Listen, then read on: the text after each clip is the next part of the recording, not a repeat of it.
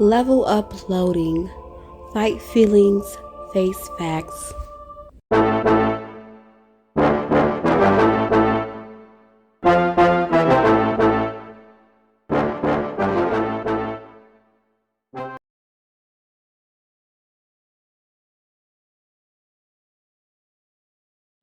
Hey y'all, welcome to Level Up Loading, Fight Feelings, Face Facts with yours truly, Shay.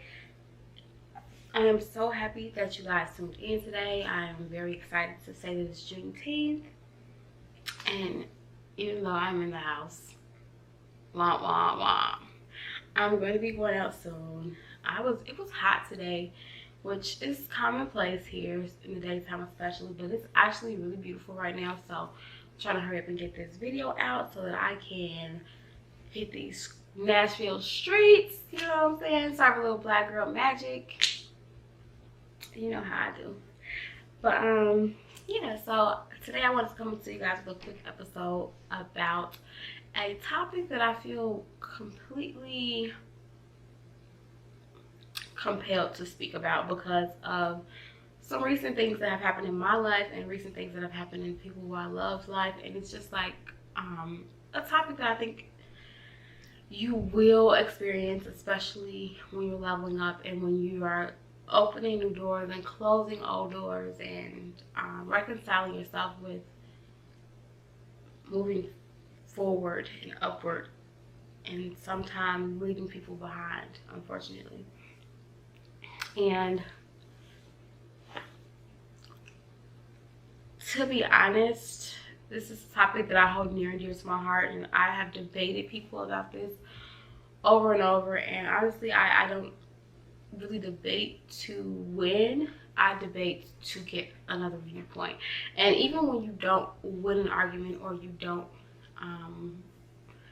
twist someone's arm to feel like you know what, you're right, so you don't twist someone's arm to convert to your views, you still win if you're able to give them a different perspective, in my opinion.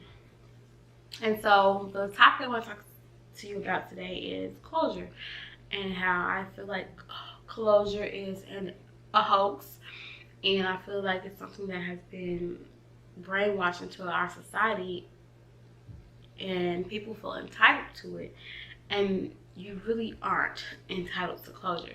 Closure is a privilege. Closure is something that is nice to have, and if you get it, that's amazing.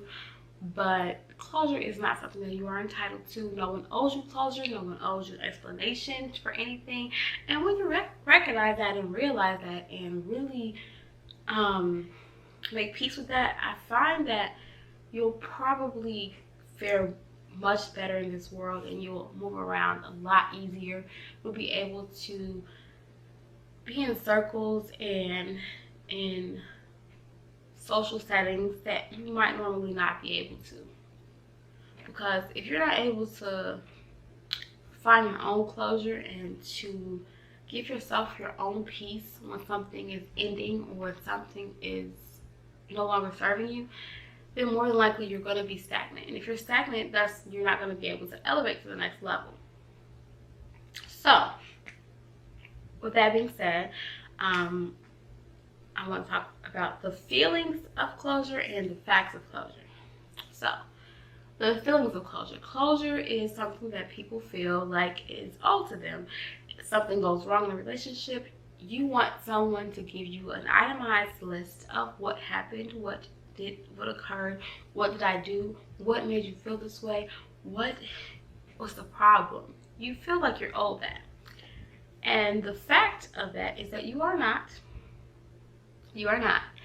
And although it would be nice to have that feedback, it is not owed to you, and you do not get a guarantee when dealing with someone or some place that you're going to get. Example. Your workplace. Your workplace expects you to give them a 2-week notice. For sure, that's their closure. They're demanding their closure. And you can comply or you cannot comply, but either way it goes, they're demanding that. They want that. They expect that. When your job decides they're going to lay you off or they're going to fire you, they come to you and they say, listen, it's your last day. Leave your key cards, leave your access points, leave your computer, your laptop. You don't get closure for that. You don't get to say, well, why? What is it? The budget cuts? Is it this? You don't get to say that because it's not owed to you. It's not guaranteed. So when you put in that 2-week notice at your job, you are giving them closure. You're giving them a chance to find someone else for you to teach. You're giving them a chance to mentally prepare. You give them a time to put your job on the search engines and find some hits before you leave and depart so they can have a somewhat smooth transition. You're giving them that closure. But imagine the person who goes to work and says, listen, I got a new opportunity. They want me to start tomorrow. No closure. And honestly, if you work for an at-will company, which most of us do, you don't owe them that. Like, it's a privilege. And I think that somehow, somewhere, people have gotten into their entitled minds that it is something that is owed to them. I am a person who believes that closure is something that people who want to justify, argue, debate, or possibly stay or convince, coercion, manipulation, things of that nature. If a person says, listen, I just don't mess with your vibe, I don't like your vibe, the energy that you're giving off doesn't coincide with my energy, I'm not really, feeling it, then okay, that's what it is. If a person just stops talking to you, that's what it is. Like, I mean, of course you can reach out a few times and, try to bridge that gap of, communication, but to think that someone has to give you an itemized list of all the reasons why they don't mess with you or why it just isn't a good fit for their lives for whatever reason, I think that's very entitled. And honestly, society has us thinking that we are owed that, and we are not. So I want us to fight the feeling of entitlement when it comes to closure. We really need to grasp this. I actually think I have another episode about this, and if I do, I will link it in the description. But honestly, this is so serious to me because people are indignant about something that is an option. Like, no one has to sit here and explain to you why they don't like you. Sometimes some things are just not explainable. Have you ever met somebody and you're like, they haven't done anything to me, they haven't wronged me, there's nothing that I can say specifically or pinpoint that they have done, but I don't like their energy, I don't like how I feel when I'm around them. When they speak, some of the things they say just don't sit well with my spirit. Now, imagine trying to get close to somebody like that. You're going to sound crazy. And then people are going to be like, well, what? And they're going to gaslight you into feeling like you're nuts for trusting your instincts and trusting your discernment of how you feel about that person. Why do you need to give someone an itemized listing of what went wrong? You don't. And honestly, constructive criticism is a great thing, but if I no longer am interested in continuing the relationship, then what benefit does it serve? So I'm criticizing you for no reason because I'm done. I've already said I'm done. And that's another thing we need to talk about, being done when you're really done, like, and not playing about that. But I'm criticizing you, tearing you down, not tearing you down, but highlighting your flaws and your faults.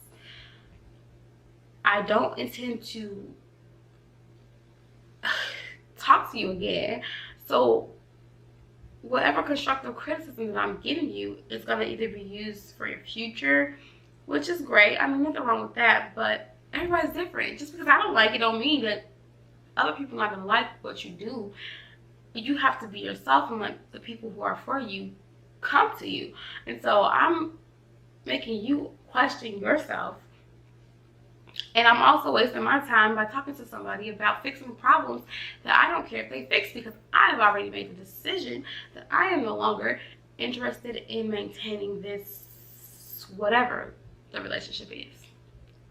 And so for me, I just think that closure is a hoax. I think it's something that has been really, really rammed into our faces. I think that a lot of times these movies and these videos, and it's just so much media that is like pushed on us that automatically makes us feel like there has to be this bow wrapped at the end of every situation in order for you to move on, and it's not true.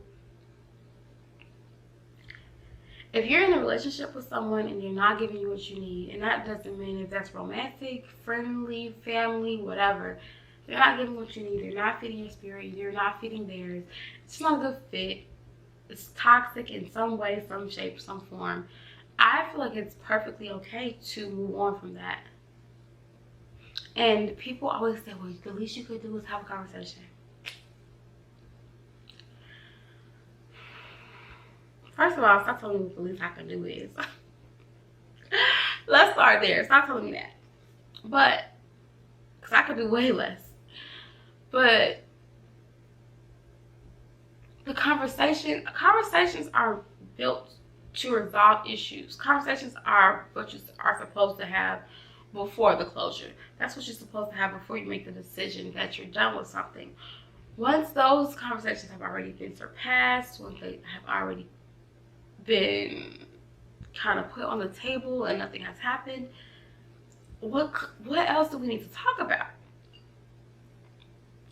And I don't know, I just feel as though a lot of times we're forced to have these conversations and be gaslit from people who we feel like we don't even want to deal with. Like, if I don't want to deal with you anymore, why do I have to sit here and listen to your explanation for how you treated me, it doesn't matter. I've made my mind up. Well, before I even brought this to you, I've made my mind up. And once my mind is made up about a situation, I know when a situation is salvageable. I know when a situation is something that I can,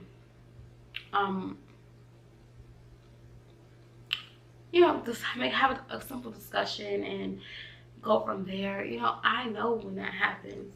And as soon as I make up my mind that this is not that and this has run its course, you could literally tell me that the Queen of Egypt is coming to your house tomorrow, and the only way for her to, enjoy herself is if we're friends. Guess what? I still wouldn't care.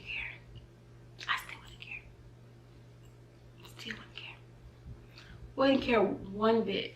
And so, I don't know. It's just, to me, such a level of entitlement. We have to face the fact that nobody owes us anything. Nobody owes us these things. And we should be thankful for the people who have given closure. Like, be thankful for the people who have told you why they're not happy or why they don't like you or what it is that you could fix. I would love to have my exes just line up and just give me some tips and pointers. I mean, although typically I'm the one that leaves, I still know that I have my flaws and my faults. You know what I mean? Like, I would never sit here and pretend or act like I'm perfect or the best thing since sliced bread. I know that I have my own issues as well. So I would love for that to be a thing where I could get some constructive feedback to take to my next relationship. But I'm not owed that. And there have been plenty of men who have just said, like, this ain't working. And that's all you get. I've had plenty of men who have just kind of been trashed to force me to say, this ain't working. You know what I mean? Like, yeah, very rarely have I had anyone tell me it's not working. But they usually just act a fool until I say it's not working. And I'm very quick about that because I really, really value myself. And even in my worst and lowest moments of not valuing myself, I still valued myself. Shout out to my moms. But like, we didn't have to have a sit down conversation. Like, I can count on one hand how many times. Let me think.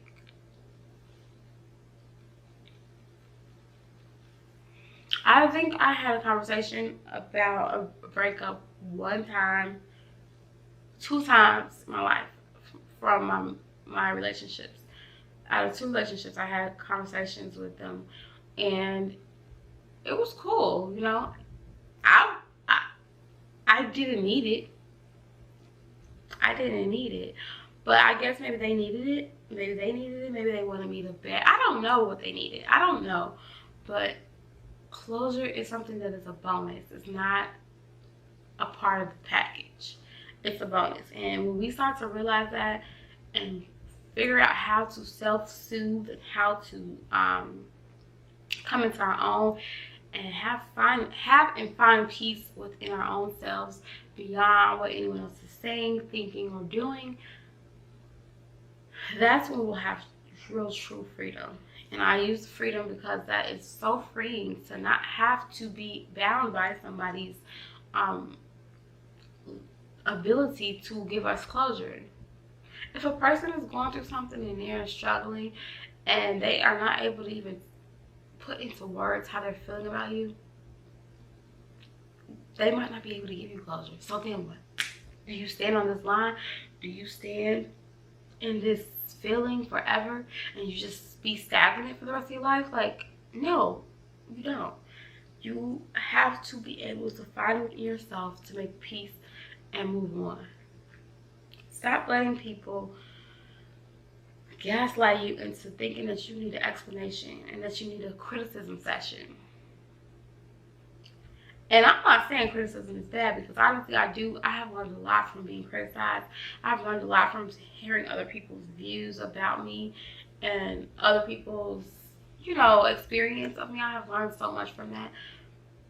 But it's not always helpful if it's not going to be beneficial to the relationship that it's coming from. Like, when that has been helpful for me, it has been something that was mutually still working on. Like, we both are saying these things so we can try to work on it, so we can be together, so we can still be cool, so we can still be friends, so we can still be coexist in a good way. But when it gets down to, like, we're not even about to talk again after this, I'm not about to give you my time to sit here and tell me everything I do wrong. Like, okay, I'm not a good fit for you. And when people do give you that feedback and tell you things that they feel that you did wrong or that you didn't like, I do think that you should listen. But you can't internalize it too much, because everyone likes different things. Just because Sally doesn't like when you do this, you're going to meet Susie and she might love that. So you have to be willing to take the criticism and the words and the feedback, but not make it change who you are. If that's who you are, that's who you are. Find the people who like you for who you are. That's how I feel about it. But the feeling of closure feels great. You get to have this moment, you get to see them one last time and have this dramatic TV movie, or you get to talk one last time. But honestly, it does more harm than good, because ultimately, more than likely, one of you guys have already decided on the status of the relationship. So if one of you guys are already out the door, then this criticism session, aka closure, it's really not needed, and it's really not beneficial to your self-esteem, your growth. I mean, it could be helpful for your growth. I'll give it that. You can take some, feedback for sure, but if it's going to tear you down and make you feel and second guess yourself, especially if it's nothing maliciously done on your part, I don't think it's worth it. I don't think it's worth it. And so I just implore you guys to think of closure as a bonus and not a automatic given type of situation. You're not guaranteed to get closure, and if you're operating and having expectations of people giving you closure, you're going to be disappointed every single time, because some people are like that, some people aren't. Ghosting and zombieing and all those other terms people come up with is there for a reason, because honestly, it'd be real out here in these streets. People don't know how to communicate. People don't want to communicate. And also, sometimes some people are just not really, they don't care enough about the relationship to put words into it. You know what I mean? Like, I came, I saw, I conquered, I didn't like it, moving on to the next land. And I hate to put it in such harsh terms, but there's a lot of people out here that are like that. So I hope this was helpful, guys. I'm about to get out here and get in these Nashville streets for Juneteenth. Free yourself of the idea of closure. Have a good one. I will talk to you guys next time. Bye.